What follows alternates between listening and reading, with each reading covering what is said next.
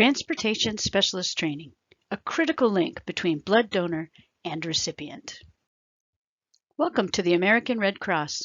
You are part of an organization with a rich history founded in two powerful concepts, humanitarianism and volunteerism. You play a crucial role in the American Red Cross mission. With your help, we can succeed in providing life-saving blood to cancer and transplant patients, premature babies, accident victims, and others who need blood. We hope you'll enjoy your position as a transportation specialist. You'll deliver life-saving blood in your community and ensure we fulfill the mission. We depend on you as part of the team to provide excellent customer service and ensure safe, reliable transport of our precious cargo. We thank you for your generous gifts of time, talent, and commitment.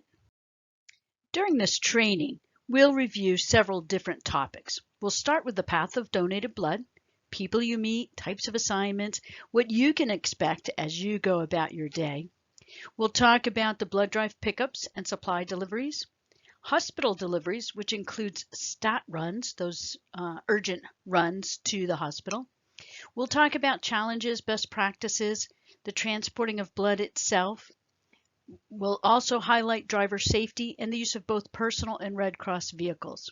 We'll talk briefly about insurance, and then we have several slides on the coronavirus procedures. Let's start by talking about the path of donated blood.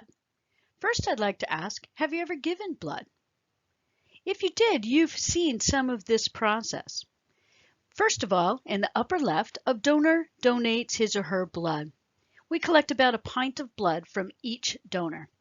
That blood is then delivered to the American Red Cross lab, where tests establish the blood type and ensure it's free of infection. While in the lab, most blood is centrifuged and separated into three parts: red cells, platelets, and plasma, and each of these are stored according to their requirements. This is why you may hear the term save up to 3 lives with one donation.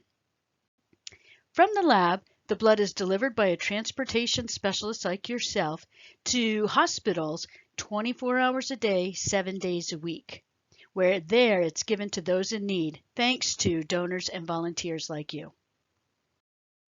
Let's talk about some of the team members you might meet along the way. The first is distribution or manufacturing supervisor and lab staff. The supervisors lead in the American Red Cross laboratories where blood is tested, stored, and distributed to hospitals. You'll work with them when performing blood deliveries. The lab staff are the individuals who will receive the blood as you complete a blood drive pickup. They will count the boxes of units and corresponding tubes to begin the laboratory processing. The blood drive charge person or supervisor is the person who's responsible for overseeing the operation on the day of the drive. You'll work with them when picking up the blood itself at a blood drive. Account managers, local market managers, and hospital services all represent the Red Cross sales team.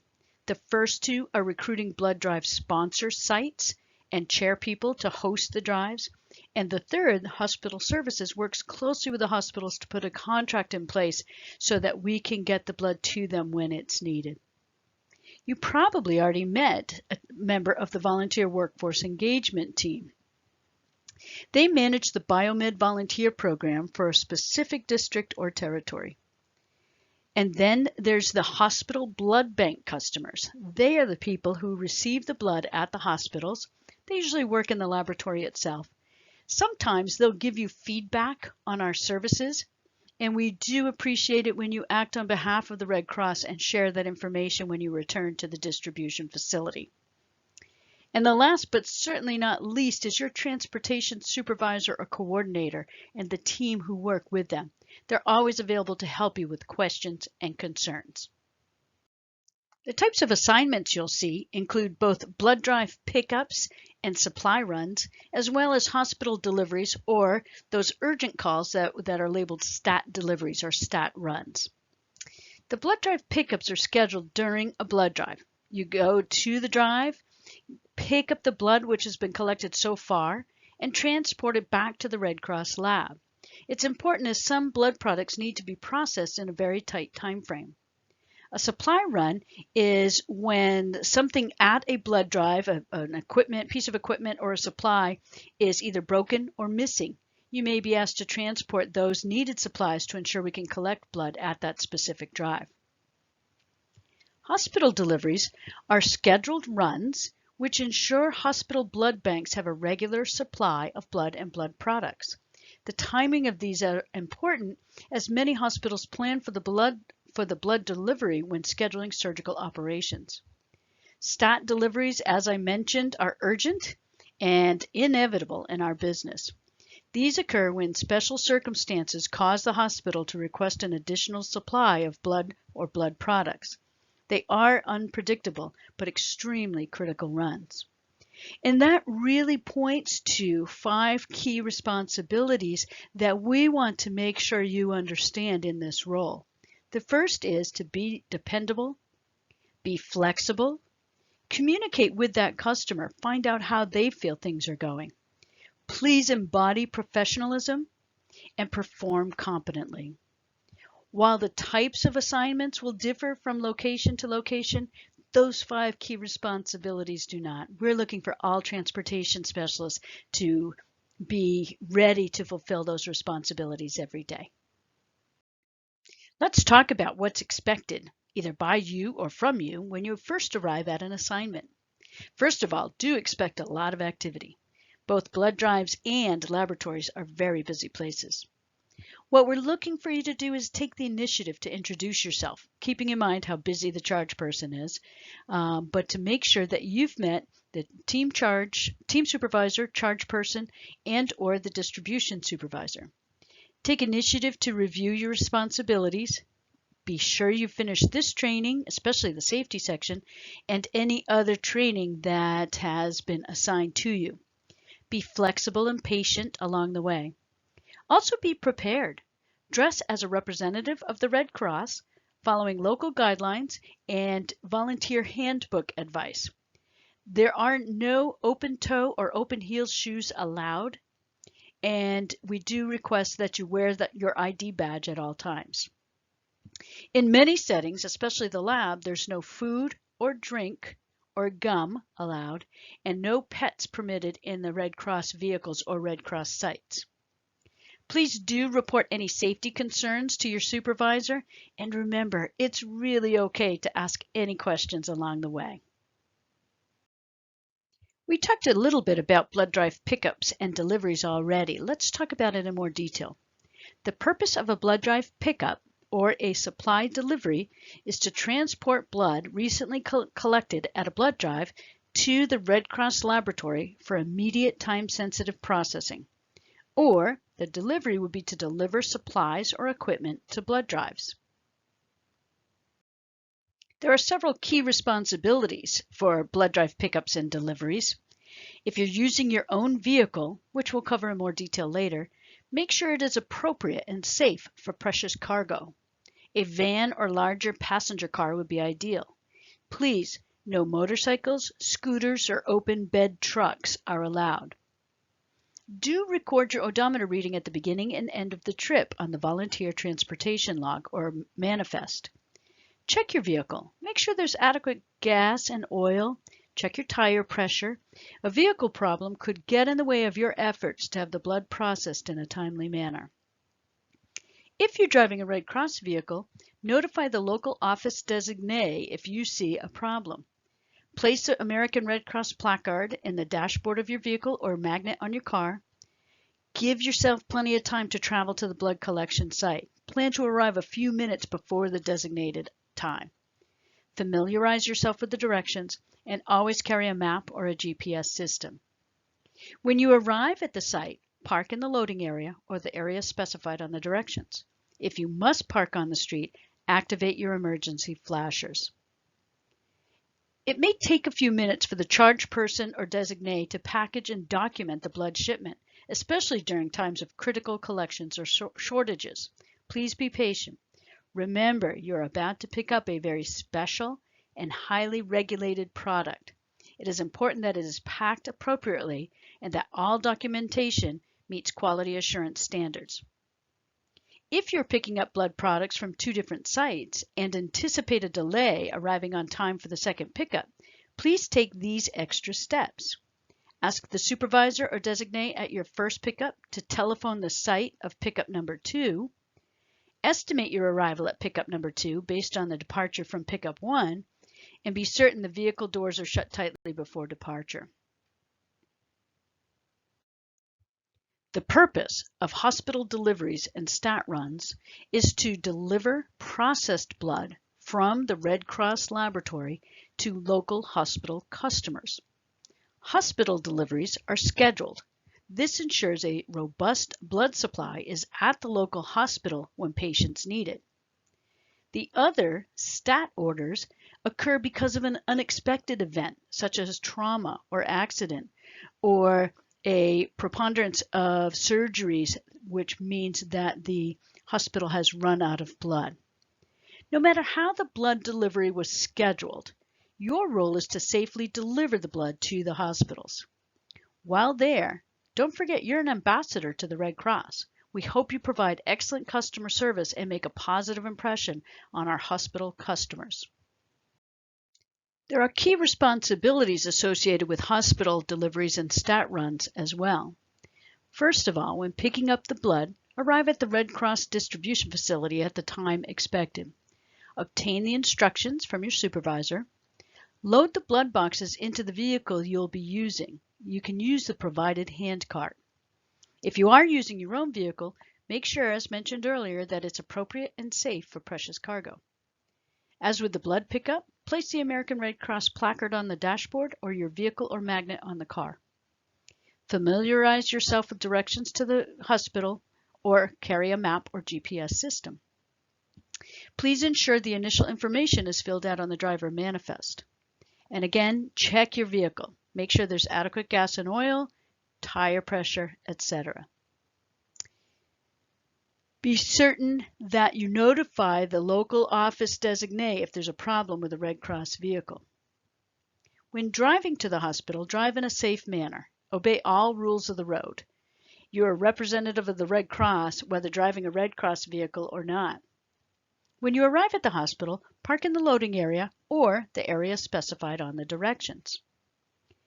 Unload only the blood boxes needed for that hospital using the hand cart, and generally it will have a tag on it that says which box goes to which hospital. Locate the hospital blood bank based on your written instructions or your initial visit. Report to the blood bank supervisor or his or her designee and introduce yourself.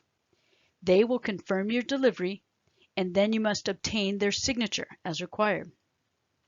That blood bank supervisor may have empty blood boxes or supplies to be returned to the Red Cross. Thank them for supporting the Red Cross, put the blood boxes and supplies back in the vehicle, be certain all the doors are tight before departure, and then head to the next hospital. Or, if you've completed your assignment, return to the Red Cross facility. Please confirm your return with the distribution staff member or your supervisor. Share any feedback or the location of returned boxes. Keep in mind, please never leave a container without notifying a staff person. This could result in the loss or discard of a product. Let's talk about some of the challenges you may encounter. It sounds pretty straightforward, both pickups and deliveries, and they usually are, but sometimes you do face challenges. For instance, traffic delays. For minor delays, it's just a matter of being patient or seeking an alternate route. A GPS device or a local AM radio station may be really helpful. If you believe your transport will be significantly delayed, which means more than 30 minutes, contact your supervisor. And of course, use your hands-free phone while you're driving. Customer feedback. It's important that you speak and act as an American Red Cross representative while working with a hospital customer. If you receive any feedback, positive or negative, please thank the customer for the feedback and share it immediately with the supervisor upon your return. Delays at the drive while you're waiting. When you're picking up blood at a drive, it's common to experience delays. There may be challenges with a blood donor or with technology, and it may preclude the pickup being ready for you. Again, please be patient. Sit in the hospitality area and help yourself to a little relaxation. Sometimes there are delays at the hospital. Hospital staff are busy and unable to quickly let you in or sign the manifest. Security may have changed its protocol, or the entrance closed early and you must walk around the exterior to find the way in. Things like this can add 5 to 15 minutes to your timeline. And then the last is managing multiple pickups. If there's a delay at the blood drive and you're concerned about being late for your next assignment, as I mentioned before, please inform the charge person.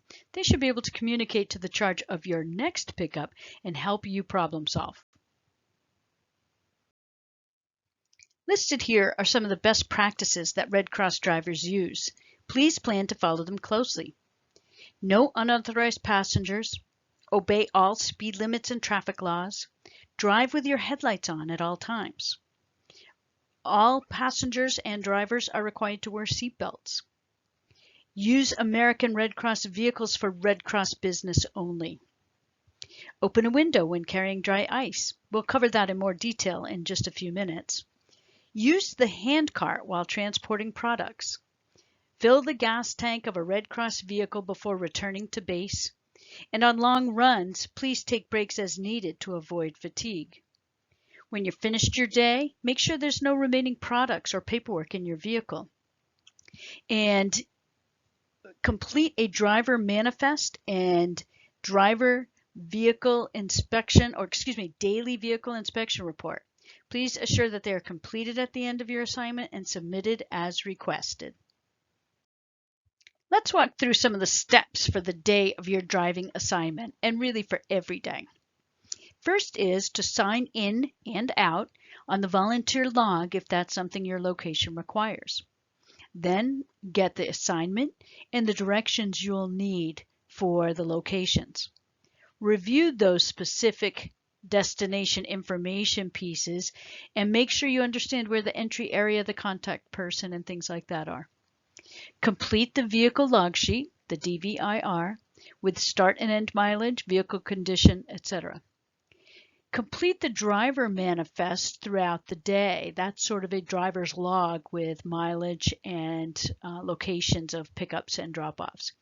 And then, of course, refuel at the end of each shift. We don't want the next driver to come along to an empty fuel tank. While much of the Red Cross mission is focused on helping others, it is also important to be aware and protect yourself during emergencies. Emergency situations can be weather-related, or it could be something more serious. Please utilize the information in this slide to prepare yourself before an emergency occurs. The quickest way to reach each of these resources is to go to intranet.redcross.org, and once you're in what we call the exchange, enter in the search bar Workplace Safety Toolkit. We've talked a little bit about safety on prior slides. Let's dive a bit deeper. There is a lot of information behind this slide, so I'll go through it slowly. First of all, lifting. At times, the containers you'll be transporting may weigh as much as 50 pounds. Be sure to use caution when lifting heavy containers and always use proper body mechanics. The American Red Cross vehicles are equipped with hand carts, and facility loading docks may be available to you. Please do not put yourself at risk. If there's a collision or incident, then it's important to report that to your transportation supervisor or coordinator. Then it will be investigated, documented, and reviewed by the Regional Incident Review Board. Regardless how minor, it shall be reported to their supervisor prior to leave the scene of the accident. The driver also will complete a motor vehicle property incident report form for any motor vehicle collision, regardless of the amount of property damage or personal injury, as soon as possible, but no later than 1 business day following the incident. The supervisor is responsible to report the incident to fleet management and applicable safety personnel as soon as possible. Again, no later than 24 hours after the incident occurred. The driver will take the following actions when there are injuries to persons or damage to other vehicles or property. If possible, move the vehicle to a safe location out of the way of traffic. Call for medical attention if anyone is hurt. Secure the incident scene to prevent further incidents or injury. If possible, obtain the names and addresses of drivers and occupants of any vehicles involved. Get the operator's license number, insurance organization names and numbers, and license plate numbers, as well as the names and addresses of injured people or witnesses. Record this information on the Motor Vehicle Property Incident Report form. Do not discuss fault with or sign anything for anyone except an authorized representative of the Red Cross or a police officer. And do not have the vehicle repaired until you receive authorization from Fleet Management. When it comes to blood contact or spill, the Red Cross follows universal precautions, an approach to infection control in which all human blood and certain bodily fluids are treated as if known to be infected with HIV, hepatitis, and other bloodborne pathogens, regardless of the perceived status of the source individual. Bloodborne pathogens are transmitted by direct contact with infected blood or bodily fluids or by contact with things that are contaminated. There's a chance that you could be infected if blood or bodily fluids get into your eyes, nose, or mouth through cuts or scratches on your skin, or if you are stuck with a needle or other sharp object that is contaminated. It is critical that you do not risk exposure by handling blood or blood products or any medical waste. All blood products and tubes must be transported in closed boxes to prevent this from happening. Make certain that tape or fasteners are secured before transporting and never open the boxes. Blood products being transported to hospitals may be packed in dry ice and placed in plastic inserts inside a cardboard container that is lined with plastic. Although leaking of blood boxes is very unlikely, never attempt to clean up any liquid leaking from a container. Keep in mind that if a box has a dry ice label, which we'll show you in a moment, frost or condensation may appear on the outside during extreme temperatures. This is acceptable. If the blood spill occurs in a vehicle, call your supervisor. When you return to the center, notify the distribution team. A qualified staff member will decontaminate and remove the spill from the vehicle. If you should accidentally be exposed to blood, you should immediately wash your hands and any area that the blood touches. If blood splashes in eyes, nose, or mouth, flush with copious amounts of water. Notify a staff person and contact the Incident Management Hotline at 877-UC-BLOOD, all one word, which is 822-5663. If your clothing becomes soiled with blood, notify your supervisor. Report any injuries that you sustain while on a volunteer assignment immediately to your supervisory staff. They can assist you with completing the appropriate documentation. Beyond the bloodborne pathogens most people understand, at least to some degree, transportation specialists need to understand that blood products being transported to hospitals may be packed in dry ice, as I mentioned before. Dry ice is considered to be a hazardous material, hazmat, because it could pose a potential threat if not handled properly. Federal regulations require special labeling for containers that hold dry ice. Labels must contain the following: dry ice or carbon dioxide solid, and there's a sample here pictured on the left. Never handle dry ice. Due to extreme temperatures, dry ice may cause third-degree burns if handled improperly. Open a window or a vent in the vehicle. Dry ice produces CO2 gas, which can cause lightheadedness. Be sure there's enough ventilation. Frost or condensation may appear on the outside of the box in extreme temperatures. This is natural, and the box can still be handled. But if a container holding dry ice appears to be bulging, notify a staff person. This could be a sign that the contents have been packaged too tightly and need to be adjusted. OSHA precludes drivers from opening boxes or touching dry ice cardboard trays at any time. Hopefully you're starting to hear a theme in some of the directions that I'm sharing with you today. Transportation specialists have general responsibilities to themselves, to the Red Cross, and to the drivers around them, and most of them center on safety. So remember, the driver's responsibility is to operate the motor vehicle in a safe manner in accordance with this program and applicable federal, state, and local regulations. They also have to maintain a valid driver's license from the state in which they reside. All drivers must maintain assigned vehicles according to established maintenance standards, and a driver must notify their supervisor within 24 hours if their license is suspended, restricted, revoked, or expired. And that's really important to keep in mind. If there's any change to the status of the driver's license, the supervisor must be notified within 24 hours. And of course, notify your supervisor anytime that your ability to safely operate a motor vehicle is impaired by prescribed or over-the-counter medication, by illness, or by injury. Continuing on the safety theme, let's go through some of these regulations very carefully. Pardon me for reading some of this. The driver and all occupants are required to wear seat belts when the vehicle is in operation. And really, the driver should not start the vehicle until all the people in the vehicle have fastened their seat belts. The driver must not operate a vehicle when his or her ability is impaired by alcohol, drugs, illegal, prescribed, or over-the-counter, illness, or injury. Drivers must abide by the federal, state, and local motor vehicle regulations or laws. They're not to use handheld communication equipment or personal or company issued. They're not to text message or email. It's prohibited while the vehicle is in drive or in motion. Same thing with cell phones and other electronic devices.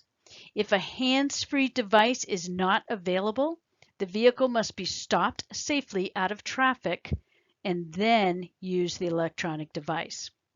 And of course, use of headphones or headsets to listen to the radio or devices is prohibited. Continuing with safety regulations, remember that staff and volunteers are prohibited from using motorcycles or mopeds except for commuting purposes. There's no smoking of tobacco or non-tobacco products in any vehicle. The Red Cross cars and vans and trucks will only be used for authorized company business, and no unauthorized passengers may be allowed in at any time. The interior must be kept neat and clean, and all vehicles, both Red Cross and personal vehicles in use for Red Cross business, will be driven with their headlights on at all times. And then the last piece is a list of things that are not permitted. We are not permitted to pick up hitchhikers, accept payment for carrying passengers or materials, use radar detectors, laser detectors, or similar devices, push or pull another vehicle or non-Red Cross trailer, or jumpstart another vehicle unless prior training and approval is granted by the region. When using a Red Cross vehicle, there are a few steps that we may have mentioned, but they're certainly worth repeating. First of all, there's a vehicle inspection each time that a volunteer uses the Red Cross vehicle. Please conduct a pre-trip and post-trip inspection immediately prior to and immediately after operating any of the Red Cross vans, cars, or trucks. Use the supplied form to guide your inspection. If the vehicle's not in satisfactory condition, like it's unsafe, return the form and the keys to your supervisor. If the concerns can't be resolved right then, the vehicle must be removed from operation. Deficiencies which affect the safe operation of the vehicle must be repaired prior to returning the vehicle to service. Transportation specialists may use their personal vehicle to complete assignments, must have proper permission and insurance documents on file. If you did intend to use your personal vehicle for your assignment, it's okay to go directly to the site, the pickup site, and be there at the assigned time to pick up the blood. If you're not familiar with the pickup location, make sure you've received directions in advance from your supervisor. You could be reimbursed for mileage or a tax deduction based on IRS regulations. You cannot get both. Please check with your supervisor to learn more. In addition to gaining permission and considering the tax or reimbursement implications, transportation specialists should also keep in mind two more pieces when thinking about using their own vehicles. One is that the signage is a cardboard placard or a carb magnet, and it should be used whenever your vehicle is transporting blood or blood products or samples. Please remove all that signage once your volunteer work is complete for that day. Automobile insurance is definitely required, and the limits are $50,000 / $100,000 of bodily injury and $10,000 of property damage coverage, or the state minimum, whichever is greater. A copy of your insurance document will be shared with your supervisor and kept on file. Drivers with coverage that does not reach these limits may not use their personal vehicle for Red Cross related business, and they are not eligible for mileage reimbursement. Remember, Red Cross cargo, blood products, supplies, etc., cannot be transported in open trucks or any vehicle that would expose the items to weather or possible tampering. While we're talking about insurance, the American Red Cross provides general liability insurance coverage for volunteers while they are acting as an agent of the Red Cross. A person is an agent when they are performing duties under the supervision and control of the Red Cross and within the scope of their duties. Volunteers are not covered if they are guilty of negligence or gross misconduct.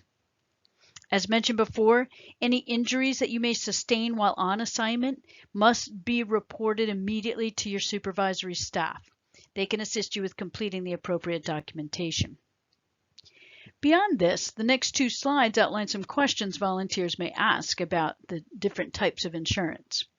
The first is, how likely is it that Red Cross volunteers will use liability coverage? Volunteers sometimes hear that they can be sued for damages if someone is injured. While injured people might sue, they are most likely to sue the Red Cross or the community agency through which the volunteer serves.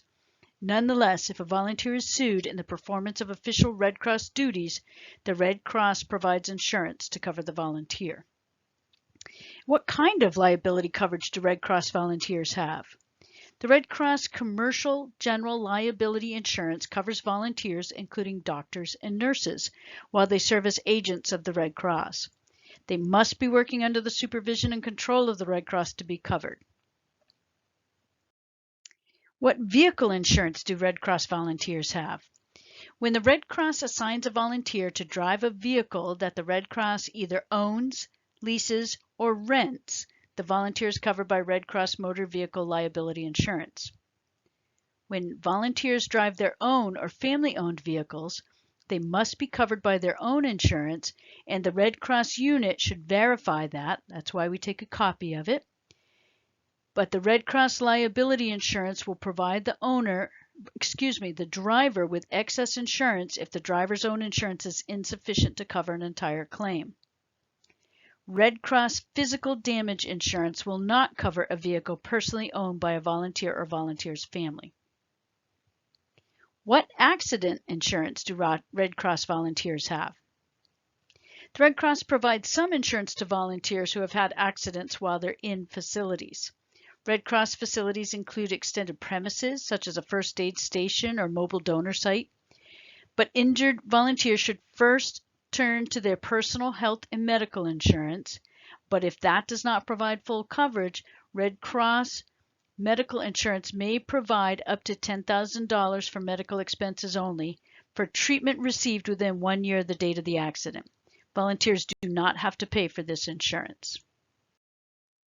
We're at the end of this training, and I have two things to thank you for.